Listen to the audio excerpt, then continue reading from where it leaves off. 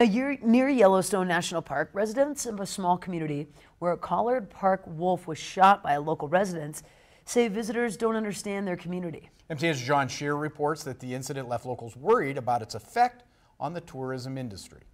We're very close to the end of the road here in Cooke City, just outside the remote northeastern corner of Yellowstone National Park. The road ends just down here a couple of blocks. In the winter, snowmobilers and a few winter wildlife watchers from the park are what business people here depend upon. I feel when people don't have the correct information, it's bad for business. I cater to a lot of the wildlife groups in the summer and winter, and they are a big chunk of my business. Gertner is talking about the social media buzz over the shooting of a wolf near Cooke City by a local resident.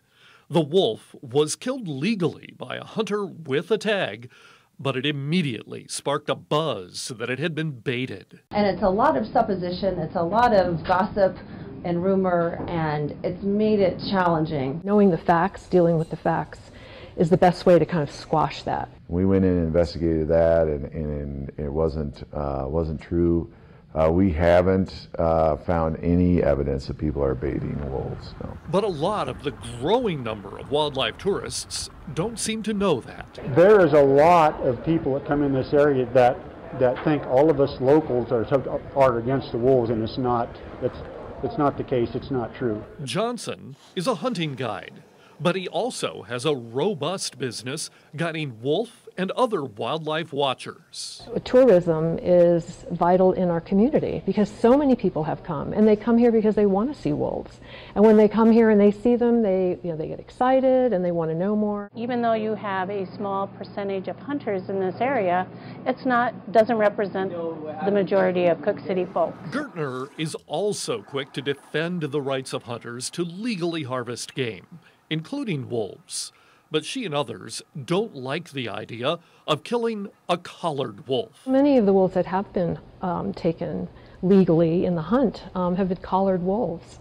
And when you lose that, you're losing a tremendous amount of data. But making the big animals, like wolves and bears, a part of your business plan also means making adjustments to your lifestyle. If you live in Gardner, if you live in Cooke City, I have a dog, a small dog, and I typically step outside, especially at night, if I have to let him out. So my life has changed because I have a dog, and when I am back on the Bannock Trail now, knowing that the wolves are using that kind of as their pathway between here and the park, I keep my dog on a lead. But for most, those compromises are worth the payoff. People look at us and say, "Do you know how lucky you are to live here?" And I say, "Oh, yes, I do." While wolves can be a threat to ranching businesses, they can be a boon to other businesses. A recent University of Montana study says that wolf watchers bring in more than $35 million to communities around Yellowstone. In the park, in the Lamar Valley, I'm John Shearer for MTN News. Now, Montana Department of Fish, Wildlife and Park officials say while they encourage people living near the park to take every precaution possible, if predators get too comfortable around people, safety becomes top priority. That means some of the predators could be killed to protect their human neighbors as well. Wow. Interesting story there. For sure. I think John did a great job of telling everyone's story. Absolutely. Absolutely.